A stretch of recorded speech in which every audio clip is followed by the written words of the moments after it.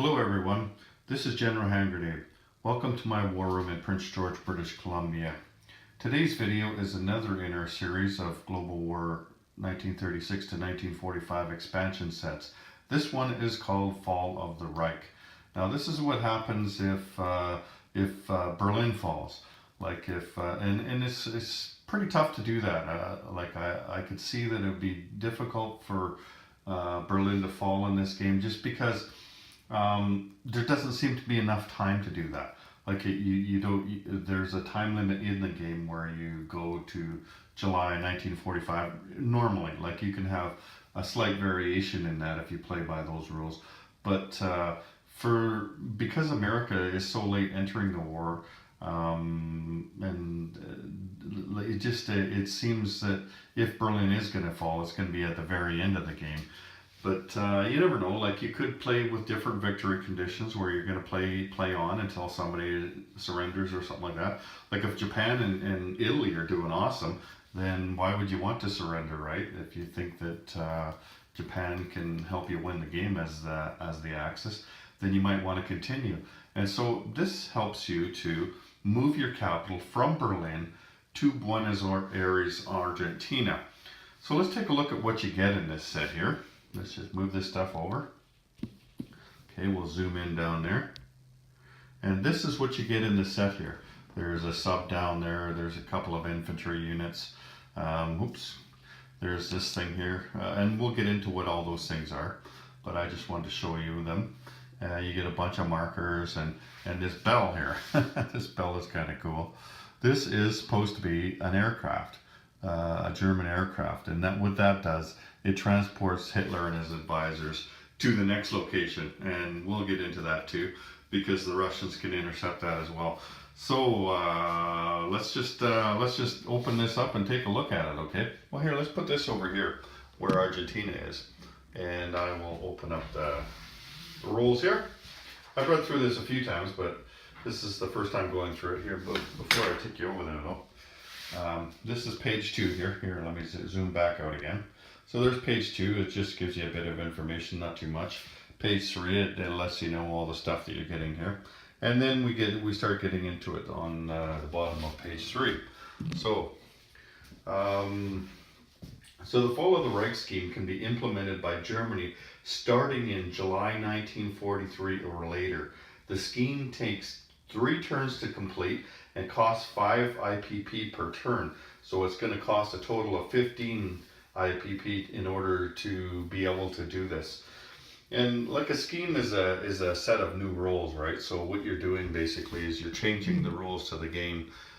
Just like you do with any of the other expansion sets, you change the rules to the game in a particular area. And in this area, it revolves around the fall of Berlin and switching of the capital to somewhere else, which, as you see there on the camera, is Argentina. But you can't do it if Argentina is enemy aligned or possessed. So if the Allies or the Comintern have Argentina, then you can't use this scheme. So that should be pretty obvious, though. So how you do this is immediately after Berlin is captured, the player implements this scheme. So you align Argentina to Germany. The 3 Argentinian land zones are now German home country. You place the new Berlin marker in Buenos Aires, Argentina. And you add Argentina's forces to the board. I think what they mean there is that you switch those over to be in German forces. And then you place some German units on. So first let's do this. So there's the new Berlin marker right there. So you'd say, okay, that's the new Berlin. And then you take these things off and you put the Germans on. So, and you take this guy off and you put a German one on. And you got to put a pie on each of the territories. Now this is now your new home territory.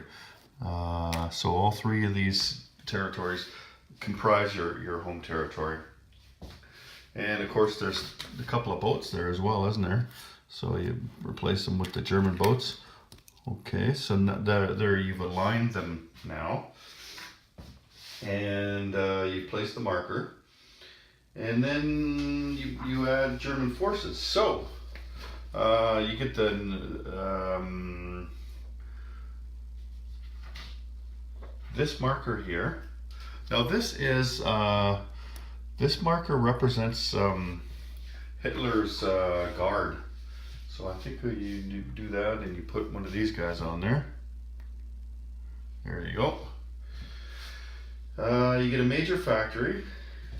So put a major factory on. And this all goes in Buenos Aires because that's the capital. And you get a Wasserfall AA missile. And we'll get into what this is in a minute when we go through the units. And you get that bell that I talked about. So this is where Hitler came, was on this bell here. And then in Santa Cruz you get an SS infantry. So, which one's Santa Cruz? That's this one down here. So you get the SS. And in Santa Fe, actually, I'm going to grab a different infantry for that German one, or for the Hitler one there, for the Hitler Guard, because you need another SS up here in this territory. There we go. There's our two SS. So it's starting to look like a capital already, isn't it? You get the ICBM marker. So that goes in here. And you get the low heavy armor. So he goes in there. And then C-Zone 134, you get this submarine. Wait a minute.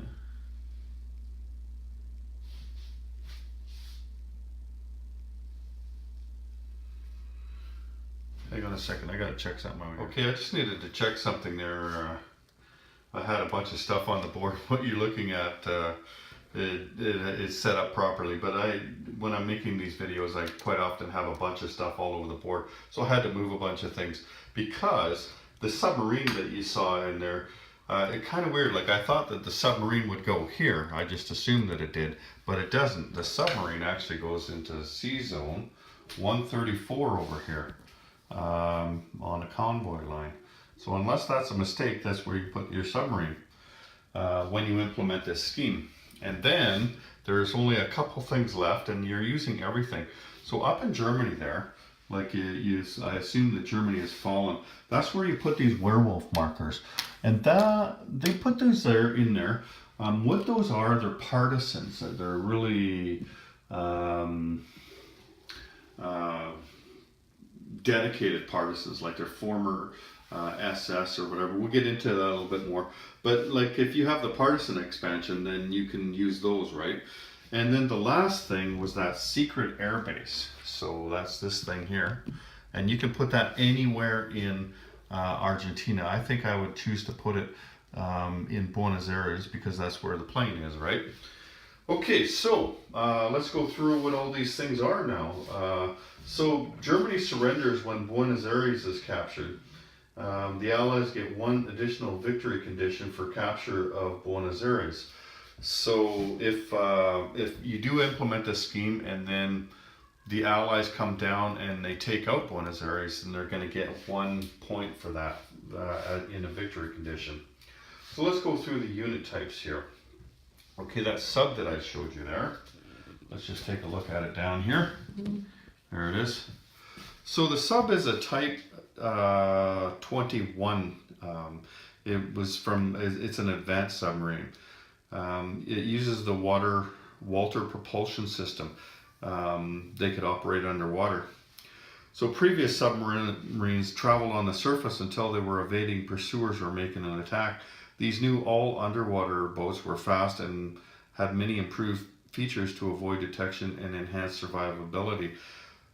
So pretty powerful too, because it's an attack of 5, defense 3, it moves 3, and it costs 8. So it's available after Germany develops advanced submarines, and I do have a bunch of these as well for if Germany develops advanced submarines. And, and it is 1945 or later, or immediately upon resolving the New Berlin scheme. So if you implement this scheme, then you get that sub. You don't have to develop the advanced subs. And it has a limited detection. So when it is the defender, it can only be selected as a casualty if the attacker rolls a 1 or 2, regardless of the type of unit that's attacking it. And it's also improved rating. It has a +4 convoy rating modifier instead of the +2 like a regular sub does. Okay, so the next thing is that heavy tank down there. So let's just take a little look at this one here. So this is actually a heavy tank. And that's the only one I have of that kind for sure. I've got other heavy tanks, but not that one. So it's actually a super heavy tank. It was a German super heavy tank concept. So variants of this tank ranged from 76 to 90 tons and had it carrying an 88 millimeter or 105 millimeter main gun. It could travel 14 to 22 miles per hour depending on size and design. So they had a few different ones. It has attack of 9 and defense of 4. It can only move 1 and it costs 8. So it's available after Germany develops heavy armor and builds at least 2. And it may not be the subject of target selection because it's a super heavy tank designation. But obviously you can use it if you implemented this scheme because you put it on the board as a part of this scheme. But otherwise, if you're not using this scheme, if you wanted to throw that into your game, then you have to have heavy tank technology and build 2 other heavy tanks first. So the SS infantry there, and that's these guys here. There's the one there, and then there's the one back over here. They're available in January of '33, so before the game even starts. So they're special infantry. Only 2 SS may be built per turn in the German home country or Argentina during the New Berlin scheme. So they attack at 3, they defend at 5, they move 1, and they cost 4. So that's all there is to say about those things. They give you those 2 free ones here for this scheme. Now the werewolf, those are the guys that are up in Germany up there, and we're assuming, of course, that you've lost all those territories. But like I said, you can use partisans as well. Here's the partisans here from the partisan expansion, right? So they were a Nazi resistance force trained to continue the fight once Germany was occupied by Allied forces. About 5,000 individuals were trained, most of them SS volunteers or members of Hitler's youth. The werewolves are well armed with specialized equipment, highly trained and extremely motivated. They were partisans and intended for use with the partisans expansion. If you don't own the expansion, the rules are still available from the website. So they have an attack of 1, a defense of 1, and so werewolf units have an attack value of 1. It says they may retreat in the same land zone similar to a submarine submerge ability. So that's again like a partisan, they can fade, right? Guerrillas, they may only be attacked by infantry class units, just like a partisan. And werewolves prevent the tracing of strategic rail movement through a land zone. So again, just like a partisan. Okay, then we have that anti-aircraft missile there. So where is it? What do we do with it? Oh, here it is. It's underneath the bell here. Sorry about that. Okay, so there's the Wasserfall anti-aircraft missile.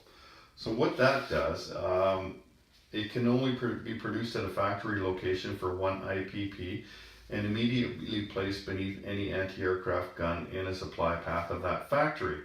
So the Wasserfall increases the AA gun's attack by +1. So you get 3 rolls at 4 instead of 3 rolls at 3. Okay. Now here, I guess because you don't have a gun, it's connected to the factory. But I suppose you could buy an AA gun and put it there since you have a factory there, and then you could get units coming in to attack this. Like chances are they're not going to be strategic bombing this a lot. What they really want to do is take you out here, so they're probably going to be attacking the territory. So if you get yourself an anti-aircraft gun, then that thing is going to help out with the defense. Okay, so the bell there, it allows Hitler and his advisors to move to a new location each time the German capital is taken, so long as there is at least one Axis land zone in the game. Germany never surrenders. Each time a land zone, the bell is conquered, the Allied common turn player may attempt to capture it on a 12 by rolling a 12 on a d12. Add +1 for each attacking jet fighter. So what they're saying is, as long as you have one territory on the board that is German, you can try to move this there. So if Buenos Aires falls, then you can try to move it. But the player who conquered that zone, the Allied player, or the common turn player, gets to roll. And if they roll a 12, then they capture that and they capture Hitler, and so that's it for the Germans. They don't get to move their capital after that anymore.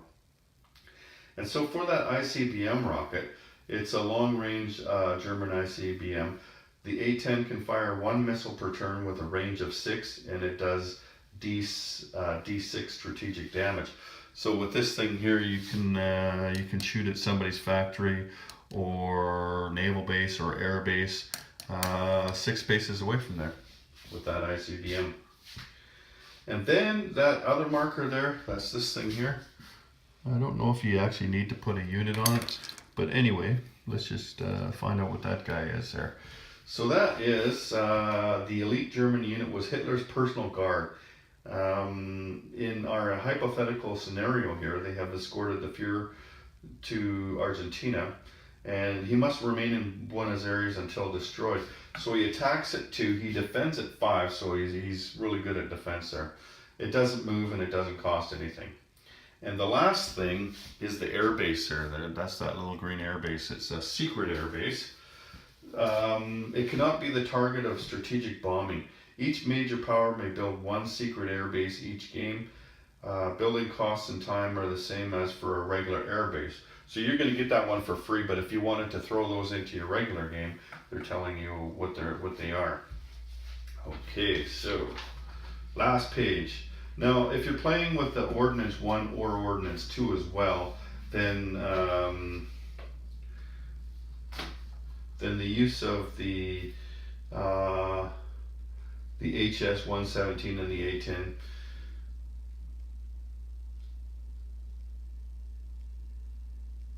hang on a second. Actually, just you know what? I don't really know the rules to those. So if you're playing with the ordnance rules, then using these, you would go by different rules, okay? But as long as you're not using them, then just go by the rules that I've been telling you. Now, if you're using the South America war scheme, which has not yet been released, but at some point they're going to release a South America war scheme, and I'm looking forward to that. We're talking about an expansion set here. So you use the Argentina forces that are with that set. And partisans, if you're playing with the partisans, then werewolves are a 1-to-1 partisan unit with a +2 modifier on all partisan action rolls. So partisan generation rolls continue after German surrender until the end of the game, with 50% of all partisans being werewolves. So we're talking about those werewolf markers up there. What they're saying is that 50% of the partisans, and you'll do partisan generation rolls every turn, 50% of them will be werewolves and 50% of them will be just regular partisans. And if you are a werewolf, then you get a +2 on your partisan action.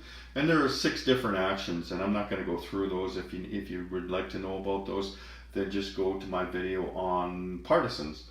I think that was the first expansion set video that I did. Anyway, it'll explain it all in there. But just so you know, these werewolves are a little bit better than your regular partisans. And that's the end of this one, I guess. Yeah, so like I said, I'm not sure that you would get to the end where you have to move Berlin. Maybe one out of every, I don't know, 20 games or something. You might get to use this one.